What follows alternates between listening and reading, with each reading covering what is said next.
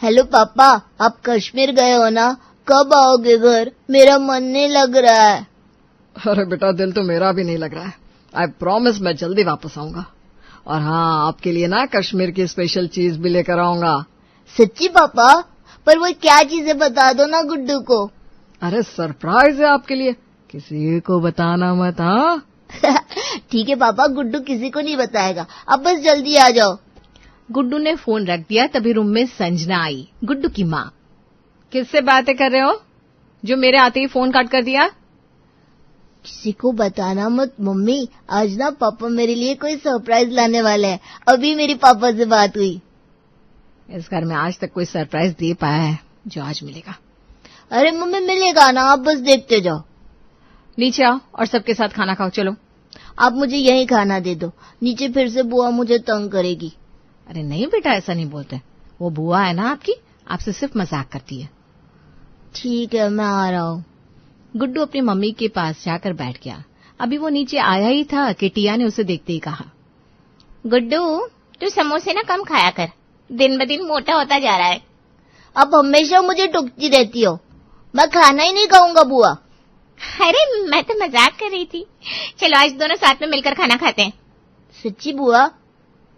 खाना देखकर ये जो तेरे चेहरे पर खुशी फूटती है ना, यही तेरा वेट एक दिन अदनान सामी जितना कर देगी।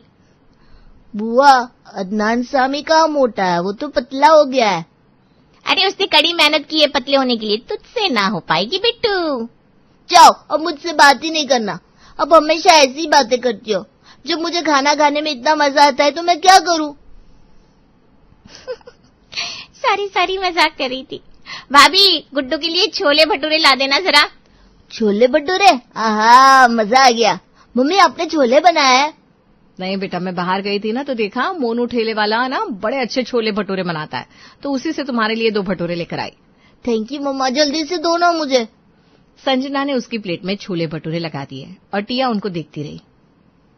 अपने बेटे के लिए तो छोले भटूरे ले आई भाभी, और हमारे लिए टिंडे की सब्जी बना दी।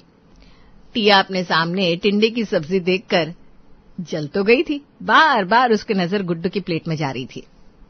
गुड्डू सुन, मैं क्या बोल रही थी, तो मुझे अपना एक भटूरा दे देना, बदले में मैं तुझको बहुत सारे छोले भटूरे खिला कर लाऊंगी। यही नुक्कड़ पे ही तो ठेला लगता है। आप जाके ले आओ, मैं अपना भटूरा नहीं देने वाला।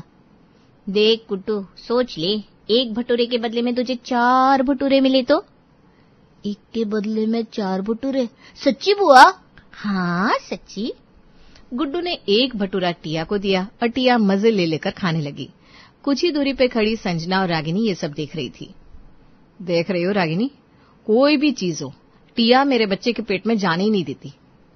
हाँ भाभी, अब ठीक कह रही हैं, इसीलिए तो मैं पूजा को साथ ले गई थी और वहीं खिला लाई। जानती थी घर लाऊंगी तो ये खाने नहीं देगी। वो दोनों बात कर रही थी, तभी उन्होंने देखा टिया न जाने गुड्डू को कैसे कैसे फुसलाकर उससे और आधा भटूरा ले लेती है। अब संजना को आया गुस्सा। टिया, वो बच्चा है, तुमने 1.5 भटूरा उससे ले लिया, अब आधे में उसका पेट कैसे भरेगा? बच्चों के लिए भटूरे ले आई थी क्योंकि जानती थी बच्चे टिंडे नहीं खाते। अब भटूरे भी तुमने खा लिए, अब गुड्डू को क्या दूं मैं खाने को? अरे मम्मी, बुआ ना बहुत सारे भटूरे लाकर देगी मुझे। तू चुप कर। अरे बहू, क्या गुस्सा कर रही है? टिया ने खा लिया तो क्या हुआ, वो भी तो बच्ची है। संजना जल भून कर रह गई और टिया फटाफट खाकर वहां से सरक ली। ऐसे ही शाम हो गई। शाम को मनीष भी घर आ गए। अरे माँ, गुड्डू का नजर नहीं आ रहा। होगा अपने कमरे में बेटा। संजना, मनीष को बुलाओ, मैं उसके लिए कश्मीर से एक बड़ी अच्छी चीज लाया हूँ। अच्छा ठीक है, अभी बुलाती हूँ। गुड्डू पापा की आवाज सुनकर भागते हुए आया। पापा आ गए, पापा आ गए। अब मुझे जल्दी से सरप्राइज दो, जिसके बारे में आप मुझे फोन पे बता रहे थे। अरे बेटा, सब्र कर देता हूँ। मनीष ने एक बहुत ही प्यारा सा छोटा सा लकड़ी का घर गुड्डू को दिया, जिसको देखकर गुड्डू बहुत खुश हो गया। वाह पापा, ये तो कितना सुंदर है। इसके अंदर तो छोटा सा टेबल भी है, कुर्सी भी है, और घर के अंदर खिड़की भी है। ये बहुत सुंदर होम है। पसंद आया तुमको? हाँ पापा, बहुत। गुड्डू मुझे दिखाना। नहीं, मैं नहीं दूंगा, मेरा है ये। अरे दिखाना, मैं कुछ कर रही हूँ क्या? अरे दिखा दे बेटा, तेरी बुआ है। गुड्डू ने मुंह बनाते हुए वो होम टिया को दिया। टिया उसको गौर से देखती रही और बोली, भैया ये होम मुझे दिला दो ना गुड्डू से। वो क्या करेगा इसका? तोड़ के 2 दिन में हाथ में दे देगा। मेरे पास रहेगा तो मैं इसको संभाल कर रखूंगी। और वैसे भी ये होम वगैरह तो लड़कियों के लिए होते हैं, लड़कों के लिए थोड़ी ना होता है। बुआ ये मैं आपको नहीं दूंगा। भैया प्लीज बोलो ना गुड्डू को। अरे यार, इस टिया का क्या करूं? मेरे बच्चे की हर चीज पे नजर रखती है। टिया देखो, वो बच्चे के खेलने की चीज है। मम्मी ठीक कह रही है, और आप तो इतनी बड़ी हो। तभी बीच में कामिनी जी बोली, अरे तो टिया कौन सी बड़ी हो गई है, वो भी तो बच्ची है। गुड्डू यह घर अपनी बुआ को दे दे। मनीष बोल ना गुड्डू को। अब मनीष फंस चुका था। एक ही घर था और वो टिया को मना भी नहीं कर सकता था। गुड्डू बेटा ये होम बुआ को दे दो। अब हमेशा ऐसा करते हो, मेरी सारी चीज बुआ को दिला देते हो। ये होम नहीं दूंगा मैं। गुड्डू बेटा देखो, अगर आप ये होम बुआ को दोगे तो फिर मैं आपको कश्मीर घुमा कर लाऊंगा। फिर हम वहां से बहुत सारे होम लेकर आएंगे। सच्ची पापा? अरे पिंकी प्रॉमिस। गुड्डू ने वो होम भी टिया को दे दिया। अब तो टिया का ये रोज का हो गया था। एक दिन संजना और रागिनी शॉपिंग करने के लिए गई। उनके साथ रागिनी की बेटी पूजा भी थी। पूजा ने शॉपिंग मॉल में रखा एक हैंडबैग उठा लिया। मम्मी मुझे ये चाहिए। बेटा आप अभी बहुत छोटी हो, आप इसका क्या करोगी? मम्मी इसके अंदर ना मैं अपनी डॉल के छोटे छोटे कपड़े रखूंगी। अरे रहने देते ना बेटा, बाहर से दिला दूंगी कुछ नॉर्मल सा बैग। अरे रागिनी क्यों बच्ची का दिल तोड़ रही हो? दिला दो ना, तुमको तो खुश होना चाहिए। तुम्हारी बेटी ने आज पहली बार कोई चीज खुद से पसंद की है। तुमको पता है, जब गुड्डू छोटा था तब उसने सबसे पहले एक फुटबॉल पसंद की थी। उस फुटबॉल को मैंने आज तक संभाल कर रखा है। ये बच्ची का पहला एहसास होता है। आप ठीक कह रही हो भाभी, मैं भी अपनी बेटी की पहली पसंद को संभाल कर रखूंगी। रागिनी ने वो पर्स लिया और घर आ गई। घर आते ही पूजा ने अपनी बुआ से कहा, बुआ देखो मैं अपने लिए छोटा सा पर्स लाई हूँ। अरे मेरा बच्चा तो छोटा सा पर्स लाया है। वैसे आप तो अभी इतनी छोटी हो, इसका क्या करोगी? मैं ना इस पे अपनी डॉल की ड्रेस और मेकअप रखूंगी। अच्छा अच्छा ठीक है बेटा। पूजा उछलती हुई अपने कमरे में चली गई। जैसे ही शाम हुई, टिया तैयार होकर कामिनी जी के सामने आकर खड़ी हो गई। कहीं जा रही हो क्या बेटा?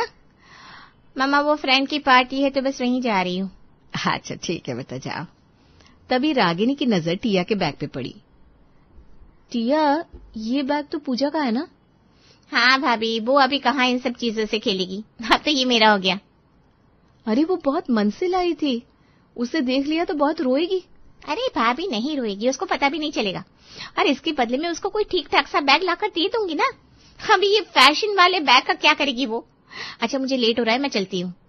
टिया मजे से पार्टी में चली गई। अब रागिनी का तो खून खौल गया। जब शादी हुई थी तब मेरी सारी चीज पे नजर रखती थी। अब बच्चे हो गए, बुआ बन गई तो बच्चों की चीजों को नहीं छोड़ती। क्या करूं मैं इसका? इसकी वजह से घर में न जाने कितनी ऐसी चीजें हैं जो मैंने लानी ही छोड़ दी है। संजना रागिनी की हालत अच्छे से समझ रही थी। मम्मी जी मैं क्या बोल रही थी, टिया की मंगनी को 4 महीने हो गए हैं तो शादी कब करेंगी आप उसकी? अरे लड़के वालों के तो रोज फोन आ रहे हैं। मैं सोच रही हूँ अभी तो मेरी टिया बच्ची है, कैसे शादी कर दूं उसकी? नहीं मम्मी जी, टिया 22 साल की हो गई है, यही सही उम्र है शादी की। अरे पर अभी तो उसके साथ की लड़की खेलती फिर रही है। वो सुमन काकी की बेटी है ना काजल, वो टिया से भी छोटी है। अरे उसे तो एक बेटा भी हो गया। अगर कुछ दिन ऐसे ही बैठी रही तो रिश्ता भी नहीं बचेगा और उम्र भी नहीं। अच्छे रिश्ते को कोई टिकनी कहाँ देता है, आजकल लोग ना पिन मार देते हैं। अरे हाँ ये बात तो मैंने सोची नहीं। आज ही लड़के वालों को कॉल करती हूँ और जल्दी ही शादी की डेट फिक्स करती हूँ। संजना ने ऐसा तीर चलाया था कि सीधा कामिनी जी के दिल पर जाकर लगा था। कुछ ही दिनों में टिया की शादी हो गई और वो रुखसत होकर अपने ससुराल चली गई।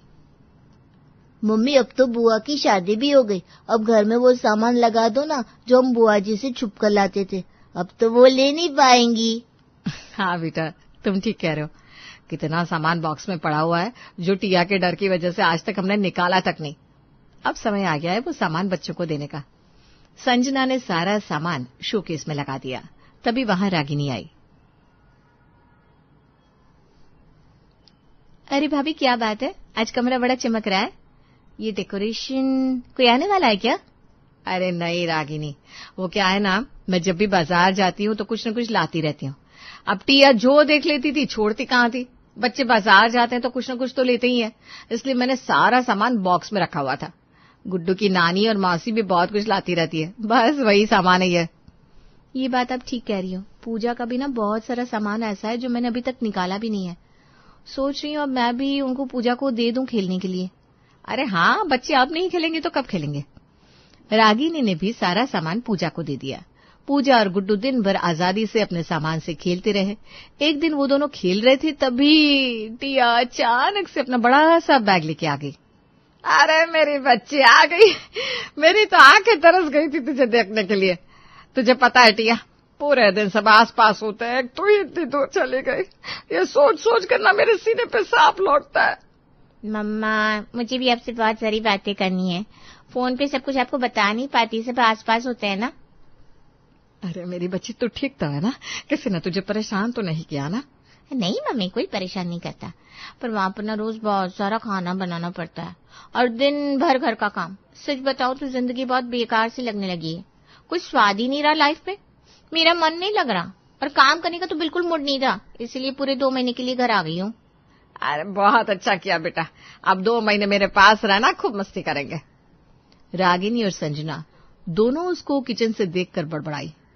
रागिनी, देखा तुमने, ये टिया इतना बड़ा बैग लेके यहाँ क्यों आई है? वही मैं सोच रही हूँ भाभी, कहीं लड़कर तो नहीं आई। इतनी मुश्किल से तो टिया की शादी हुई थी, ये फिर आ गई। चल कर पूछते हैं। बस दुआ कर कि लड़कर ना आई हो। लड़कर आई होगी तो साल भर यही निकाल देगी और हम सबकी जिंदगी फिर से पहले वाली हो जाएगी। रागिनी और संजना टिया के पास आकर बोली, अरे टिया, कैसी है तुम? कहीं घूमने जाने वाली हो क्या? नहीं भाभी, आपको ऐसा क्यों लगा? वो तुम्हारा बैग इतना बड़ा है ना। वैसे तुम्हारी भी कोई गलती नहीं है, हमने दहेज में छोटा बैग दिया ही नहीं है, इसीलिए तुमको बड़ा लाना पड़ा होगा ना। चलो कोई बात नहीं, मैं मार्केट जाऊंगी तो तुमको छोटा बैग ला दूंगी। छोटे छोटे बैग तो बहुत सारे पड़े, मेरे ससुराल में कोई जरूरत नहीं लाने की। वो तो इसलिए मैं लेकर आई क्योंकि मुझे यहाँ 2 महीने रहना है। अब छोटे बैग में इतने सारे कपड़े कैसे आते? 2 महीने? हाँ, बस 2 महीने। अब खड़ी खड़ी बातें करती रहोगी या टिया के लिए कुछ खाने को भी लाओगी? मैं भी लाती हूँ। रागिनी किचन में चली गई, तभी वहां गुड्डू आया। उसके हाथ में पिज्जा का बॉक्स था। मम्मा, मैंने ब्लिंकिट से पिज्जा ऑर्डर किया है, बाहर खड़ा है, आप उसका पे कर दो ना। ठीक है बेटा, अभी करके आती हूँ। अरे गुड्डू, बुआ के पास नहीं आएगा? अरे बुआ, आप कब आई? बस अभी आई। इधर आजा मेरे पास। नहीं, मैं नहीं आऊंगा। आपके पास आया तो आप मेरा सारा पिज्जा खा जाओगी। अरे नहीं बेटा, इधर तो आ। गुड्डू टिया के पास जाकर बैठ गया। टिया उससे बातें करती रही और गुड्डू पिज्जा खाने लगा। गुड्डू ने एक ही पीस खाया था, टिया ने फटाफट 3 पीस उठाकर खा लिए। पहले पता होता आप आने वाली हो तो मैं ऑर्डर ही नहीं करता। जाओ, मुझे आपसे बात नहीं करनी। टिया उसके पीछे दौड़ी। अरे बेटा, मेरी बात तो सुन। वो गुड्डू के पीछे पीछे गुड्डू के कमरे में आ गई। गुड्डू का कमरा चांदनी चौक की तरह झिलमिला रहा था। टिया उसको देखकर हैरान रह गई। कुछ ही दिनों में गुड्डू, तेरे कमरे का तो नक्शा ही बदल गया। वो एक एक चीज को गौर से देखने लगी। पीछे से संजना भी आ गई और उसने बेबसी से आंखें बंद कर ली। अब तो गया सारा सामान। गुड्डू, मैं तेरी बुआ हूँ ना। ये जो तेरी अलमारी में सुंदर सा शोपीस है, ये मुझे दे दे प्लीज। इसके बदले में तुझे ढेर सारे शोपीस दिला दूंगी। आप हमेशा ऐसा ही करती हो, कहती हो ये दिला दूंगी वो दिला दूंगी। आज तक कुछ दिलाया क्या? अरे बेटा, यकीन कर, सच्ची दिला दूंगी। बुआ जी, आप अपना रास्ता नापो। मुझे कुछ देना भी नहीं, मुझे कुछ लेना भी नहीं। टिया रोने वाला मुंह बनाकर उसके रूम से बाहर आ गई। संजना बाहर खड़ी ये सब देखकर बड़ी मुश्किल से अपनी हंसी रोक रही थी। टिया नीचे आई तो उसको मनीष दिखाई दिया, जिसके हाथ में एक टी-शर्ट थी। भैया, कहाँ जा रहे हो? अरे टिया, तुम कब आई? बस कुछ ही देर हुई। तुम बैठो, मैं अभी बाजार से आया, थोड़ा सा काम है। इतनी जल्दी में कहाँ जा रहे हो भैया? सब ठीक तो है ना? अरे वो गुड्डू के लिए टी-शर्ट लाया था तो थोड़ी सी बढ़िया की है। अब गुड्डू बोल रहा है उसको आज ही नई टी-शर्ट पहनी है। उसके दोस्त की बर्थडे पार्टी है ना, तो चेंज करके ले आता हूँ। टिया ने झट से अपने भाई से टी-शर्ट लिया। अरे भैया, ये टी-शर्ट तो मुझे एकदम ठीक आ रही है। आप एक काम करो, गुड्डू को दूसरी ला दो, इसको मैं पहन लूंगी। अभी बदलने में भी तो इंसान की तौहीन ही होती है। चलो कोई नहीं, इसको तुम रख लो, मैं उसके लिए दूसरी ला देता हूँ। मनीष वहां से चला गया। रागिनी ये सब खड़ी देख रही थी। उसने गुड्डू को इशारा किया। देख रहे हो गुड्डू, कैसे तुम्हारी टी शर्ट बुआ जी ने हड़प ली। अभी सबक सिखाता हूँ, अब गुड्डू बड़ा हो गया है। ध्यान से, बुआ है वो तुम्हारी। आज तो बुआ को समझा कर रहूंगा, मैं भतीजा हूँ उनका। गुड्डू टिया के पास गया। बुआ, वो टी शर्ट मेरी है, मेरे हवाले करो। क्यों करूं? मैंने अपने भाई से ली है। वो पापा मेरे लिए लाए थे। अरे पर तुमको पसंद नहीं थी ना, बड़ी भी तो थी। अब मुझे वो पहननी है, बड़ी हो या छोटी। गुड्डू ने टिया के हाथ से वो टी शर्ट छीन ली। बुआ, अब भूल जाओ, अब इस घर की कोई भी चीज आप नहीं ले सकती। फिर क्या था, टिया जिस भी चीज पे नजर रखती थी, गुड्डू और पूजा बुआ से वो चीज छीन लेते थे। 2 ही दिन में टिया का अब दम घुटने लगा। इन लोगों के बीच घुटता भी कैसे ना। गुड्डू और पूजा ने जीना जो मुश्किल कर दिया था टिया का। देखो तो मम्मी, गुड्डू मेरी कितने इंसल्ट कर रहा है। अब मुझे इस घर में 1 मिनट भी नहीं रुकना।